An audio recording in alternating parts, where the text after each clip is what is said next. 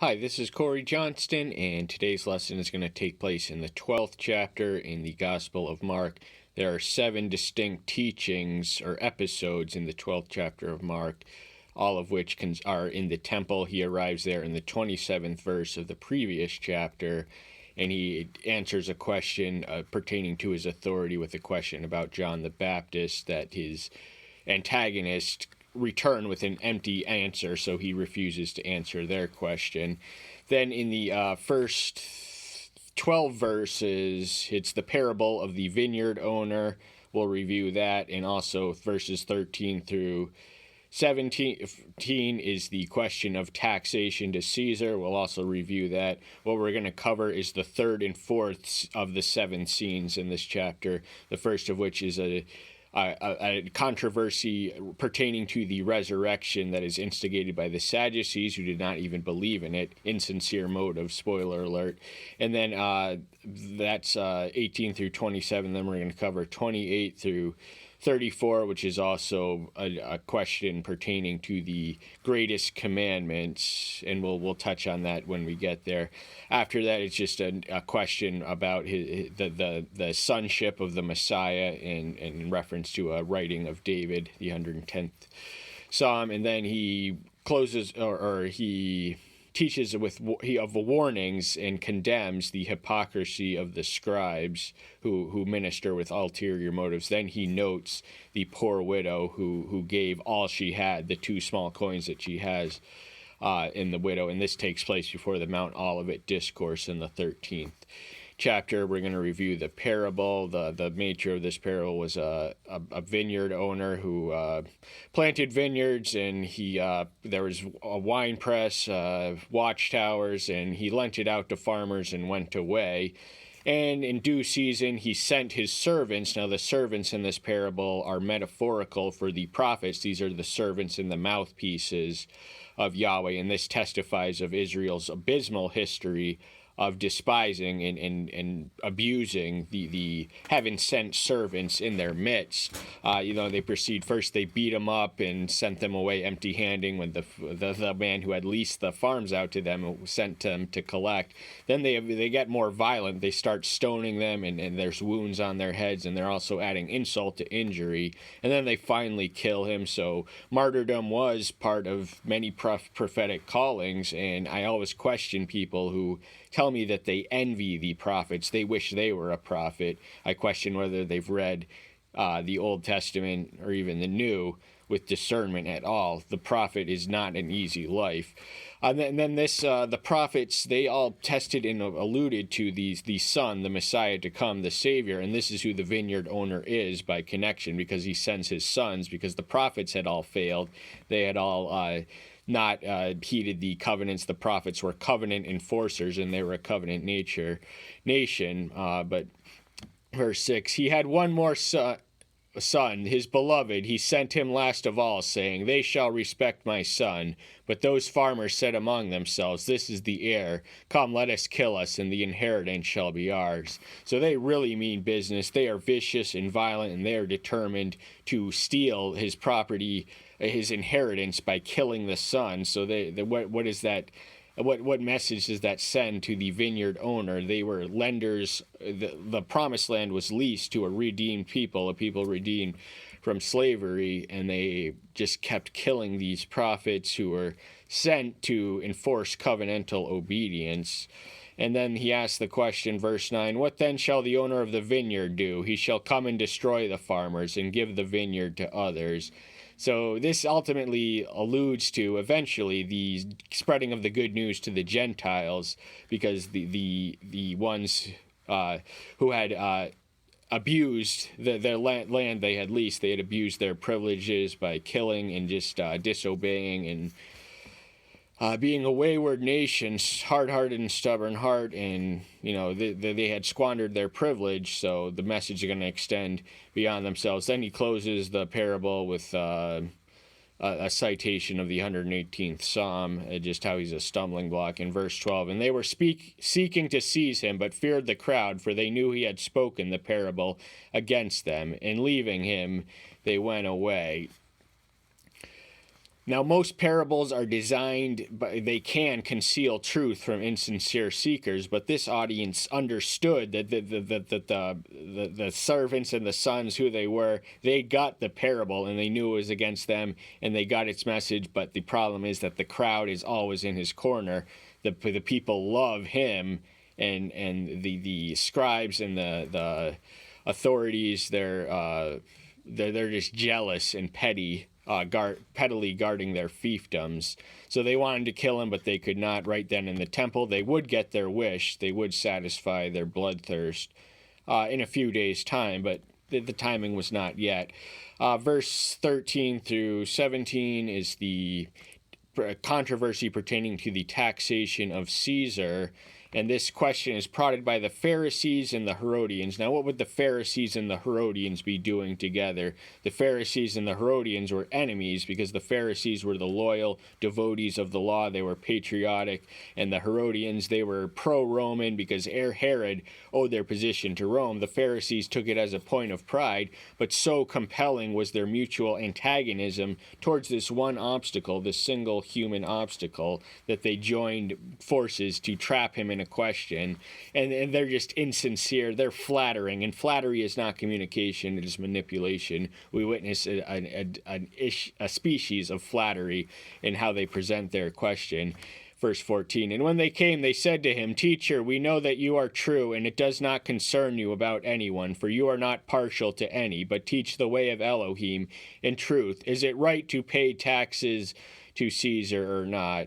So we could comment, and we will when we do this material itself, the lesson on that, on the insincerities, but the heart of the nature of the verse pertains to the question, is it right to pay taxes to Caesar or not? There were zealots who took violent resistance to the Roman occupiers as a point of pride, and the Herodians, so if he answered, it was a damned if he did, damned if he didn't question. So the Pharisees would have been able to charge him perhaps with cowardice, with a libelous accusation, and the Herodians would be able to charge him with treason and sedition if he answered one way. But he knows the hypocrisy of their hearts. He can read it. He just says, why are you, and he says, just bring a coin to me. And he asks whose image, whose inscription is on it. And it's obviously Caesar's, verse 17.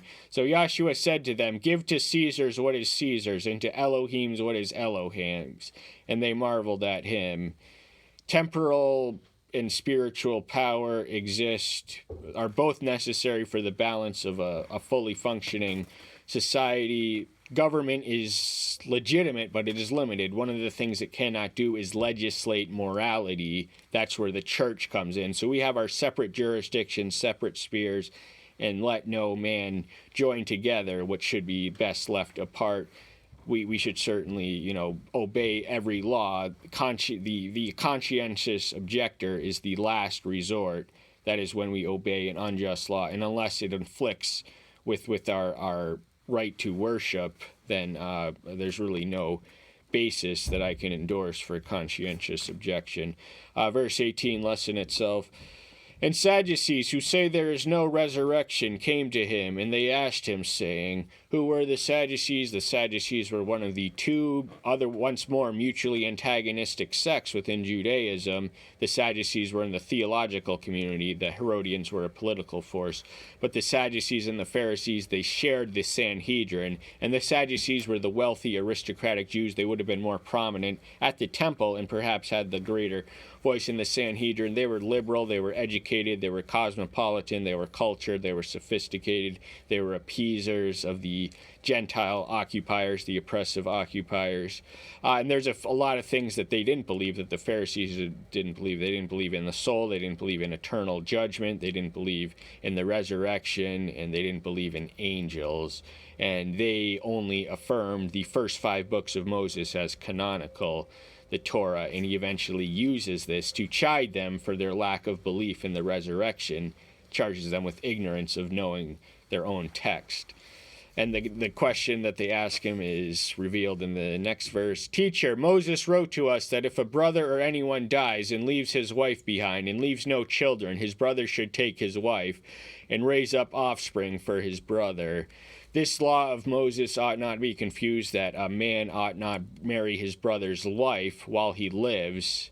And interesting fact, the English Reformation was that verse was instrumental in launching the English Reformation, because King Henry had been married to Catherine of Aragon, his queen, who had been originally betrothed to his elder brother Arthur, who was set to inherit the throne, and he died prematurely, and then Henry took it, and he was just conflicted with his conscience of having married his brother's wife, and it says that he shall die childless. So, in his great overwhelming desire was to produce an heir to preserve his Tudor dynasty.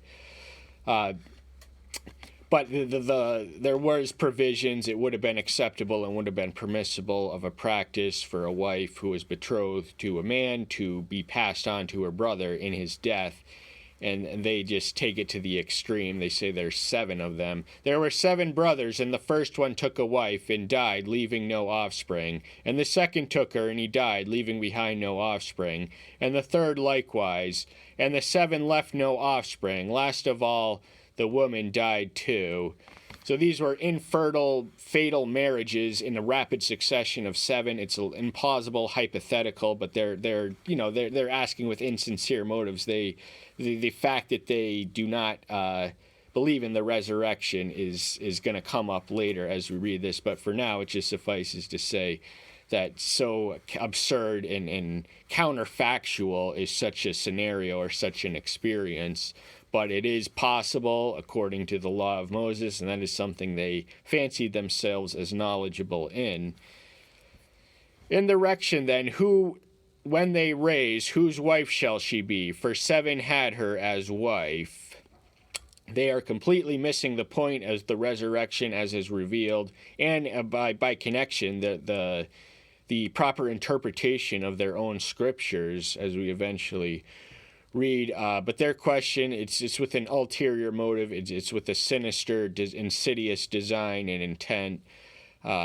So they completely, and he answers them and says, you are so far off in the resurrection that you don't even believe in. I'm going to tell you the truth, because I am the resurrection and the life, and I'm also the way, the truth, and the life. Let me lay it on the line for you. And Yahshua answering said to them, Is this not why you go astray, because you do not know the scriptures, nor the power of Elohim? For when they rise from the dead, they neither marry nor are given in marriage, but are as angels in the heavens. And concerning the dead, we'll stop at the 25th verse. So he's charging them with being ignorant and not understanding the scriptures, or even just imposing any limitation that we impose in our own imaginations on what God can and cannot do is self-destructive for our spiritual survival.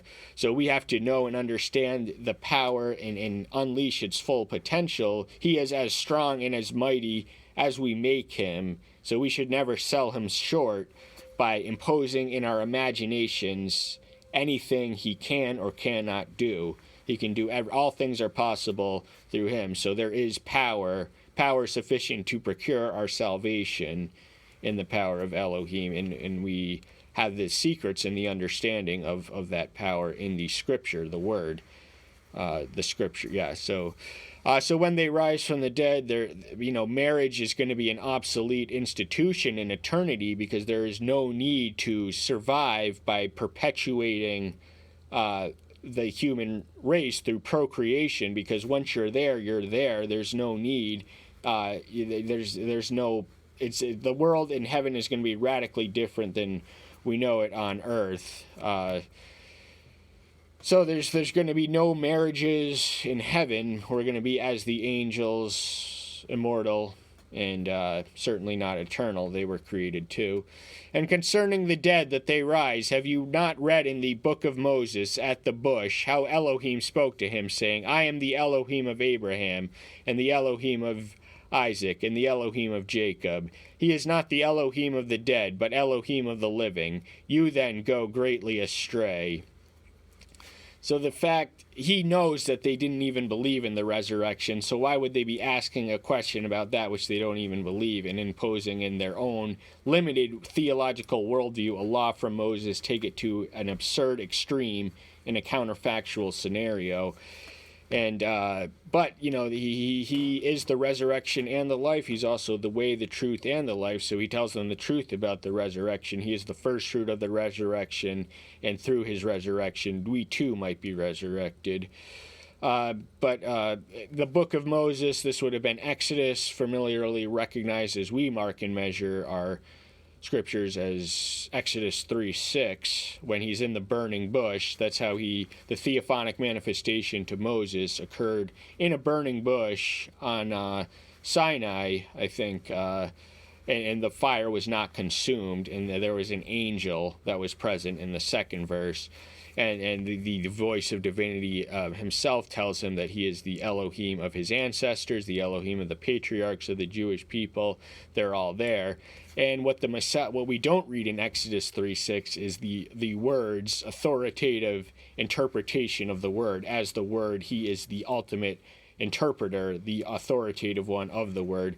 And he adds this detail: he is not the Elohim of the dead, but Elohim of the living. You then go greatly astray. The implicit assumption being that the patriarchs are alive in his presence, resurrected in there, but most of the saints are not resurrected, although a few of there may have been a resurrection for those who lived in the previous the fifth dispensation, but the resurrection which awaits us is going to occur at the end time. So even if we die, if you've been dead for 1,000 years, that means you're gonna wait a lot longer for that event to come. But he charges them of being blind, leading the blind. You go greatly astray, and because you hold responsibility, you hold power, you hold influence, you yourselves are going astray, so you can only lead others astray.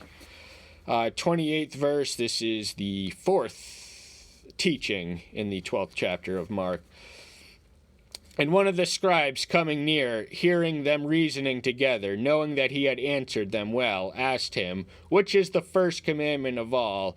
This scribe does not have a hostile or ulterior motive, unlike the previous three detractors, the Pharisees and the Herodians, who just gave this insincere ploy to test him and to trap him and ultimately arrest him. And then the Sadducees, the Herodians, but this scribe, now normally the scribes are aligned against the Messiah. The scribes and Pharisees are spoken of in tandem. This is one of the scribes, but he is convinced, he is overwhelmed by the logic of his argument. He knows the truth, he understands the truth, he recognizes the truth in his presence, and he's not testing him when he's asking him. So the other ones, the implication is made plain, if not in the question itself, and certainly in the passage after, that they were tempting him or trying him, but this one was asking him, and the nature of his question would have been current amongst the theological community for some centuries. No question entertained. This was not an original question. It had been entertained for centuries. Which of the 116, the 613 total laws in the laws of Moses, which one was supreme? Which one was superior to all the others? Which one was the most meaningful? Which one was the most significant? And there were a variety of answers, and we don't have time to get into each one. We're going to rest it on how the master answers the question itself. Remember, he is the Word, so he understands the Word, and what he has to say about the Word is authoritative and binding. And Yahshua answered him, said, the first of all the great of the commands is, Hear, O Israel, Yahweh our Elohim, Yahweh is one. Mark includes the citation of Deuteronomy 6:4, whereas Matthew, in the similar scene, his version of the event, he opens with Deuteronomy 6:5. The Deuteronomy 6:4 was the Shema. This was the basic confession of Jewish monotheism. As soon as children were able to speak, this was the first thing they would have been recited. This was on the phylacteries of the Jewish nations. It was just the reminder of their monotheistic one, the uniqueness and the supremacy and the onlyness of Elohim and Yahweh. And you shall love Yahweh your Elohim with all your heart, and with all your soul, and with all your mind, and with all your strength. This is the first command. So the greatest command is to love Yahweh, and that now we can prove our love through obedience and in just adoring Him and seeking Him out and having Him in our presence, in our hearts, just saturating in His love. And the causational consequence of being blessed and being loved is to love others. This connects it to the first. So there is no, strict speaking, separation between the first and the second. Now, if you love Elohim, the greater our ability and capacity to love others will increase. As we approach, the more we extract from the nucleus of love, the Elohim of all love, the greater our abilities and capacities to spread the love beyond ourselves will be. And the second like it is, you shall love your neighbor as yourself. There is no other command greater than these. So the second one has an identifiable reference points in Leviticus 19:18, and the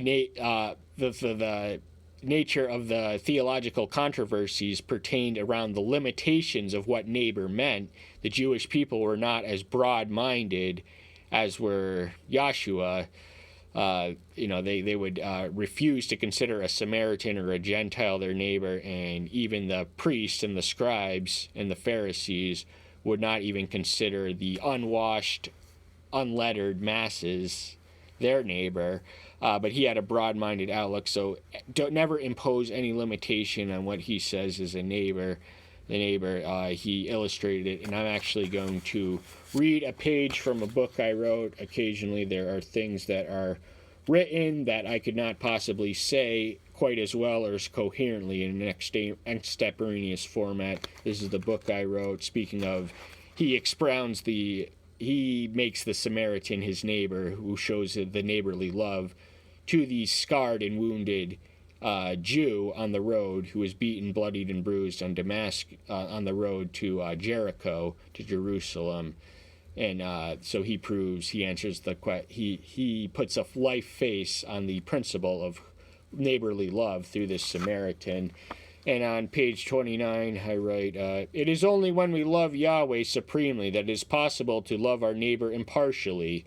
When the Father has his rightful place on the throne of our hearts, then and only then will our neighbors be loved properly as if they were ourselves. When we let this love rule our thoughts, wills, and actions and dictate our desires, all will be well, as we will have satisfied the spirit in which the law was intended. When our love for our Maker is complete, and we care for others as though they were ourselves in the spirit of selflessness, then we have satisfied and fulfilled the spirit of the Decalogue and the moral law of the Old Covenant. Whenever we are uncertain about which course of action to pursue, we should pause and ask ourselves what possible option best demonstrates and embodies love for our Maker and our neighbor. Because all of the commandments are summed up and stem from love for Yahweh and man, according to this logic, not one precept can be broken without violating this plenary principle. So if you love your neighbor and if you love Yahweh, you're not going to transgress his commandments, you're not going to steal, you're not going to hurt, you're not going to harm, you're not going to injure your neighbor if you love them. So you're not going to do anything wrong. If love is the fruit of the Spirit, and where the Spirit is, no law dwells, no law is necessary. Thus the Son of Man taught his audience that the law of Yahweh is not so many separate precepts of relative degrees of importance, but a divine whole, and that love for Yahweh will be best shown by obedience to all of his commandments. The Master's reply was prompt, incisive, and so comprehensive as to satisfactorily cover the plenary demands and spirit of the law in its entirety. His answer, as was his custom, goes to the root and heart of the matter, simplifying the entirety of the Decalogue into brief and easily remembered positive principles while astutely avoiding the least approach to anything that could suggest any offense to the most ardent apologist of the Mosaic Law, while simultaneously giving no handle for accusation of any slight of the rabbinical precepts. None of the diverse multitudes of commandments in any part of the Scripture were bypassed or ignored. He answered with even more fullness than usual, careful to leave no ground for allowing any misapprehension, while leaving as little ground for offense. Now, this story does have a duplicate version in the book of Matthew, and in the Matthew account, it's a Pharisee who's asking us, and Matthew's version does not include the response. So this came at him with an honest question, a sincere question. He had liked the logic he had seen. He was drawn to it. He was attracted to it. He wanted to he was impressed by the wit and wisdom, so he wanted another answer, and he goes away impressed, and it ultimately concludes that he is near the kingdom of heaven. So his ultimate destiny is left to mystery. We'll get on that more when we get there. And the scribe said to him, "Well said, teacher, you have spoken the truth, for there is one Elohim, and there is no other besides him." This was not insincere ploy, as we witnessed from the Herodians and the Pharisees, who were just fawning over him in mock pretense. This was a sincere expression, and he recognized the truth. There is one Elohim, and that there is no other besides him. It is impossible for two sovereign, omnipotent beings to coexist in the universe. So Satan is no match. He's a created creature, and his doom is certain. And to love him with all the heart and with all the understanding, with all the soul and with all the strength, and to love one's neighbor as oneself is more than all the burnt offerings and slaughter offerings. This dialogue would have taken place in the temple, so this would have been the place where animals were sacrificed for sins. These were animal atonements, and he understands the value of this, because if you loved your neighbor and yourself, you wouldn't need to sacrifice. Sacrificing is a reminder. When it was still in operation in the Old Covenant, it was a reminder of your need for sin. But if you loved Yahweh and you loved your fellow man, then there would be no room or all the time, permanently, then there would be no room for sin or anything else. And when Yahshua saw that he answered wisely, he said to him, "You are not far from the kingdom of Elohim." And after that, no one dared to question him. So he had zipped the lips and silenced all the accusatory, intrusive, invasive, subversive, conspiratorial detractors. They had enough of him. They had met their match, and they were silenced for the day. He does continue teaching, but what he says to the one who he taught to, there were several around them. It wouldn't have been just this man himself. He would have asked the question. There would have been Sadducees in the midst, and disciples, and curious onlookers in the temple. But while there, he replies politely to one who replies to him politely, and he acknowledges that he is not quite there, but he is not far from the kingdom of Elohim. He does acknowledge his wit, if not his wisdom. So this scribe may or may not have benefited, and it's my personal contention that Mark leaves that as a mystery mark to make sure that we are ever progressing nearer the nucleus of the kingdom. That's all the time we have for today. Thank you so much. I'm so glad you're here. Stay tuned until next time. I'll see you then. Bye-bye.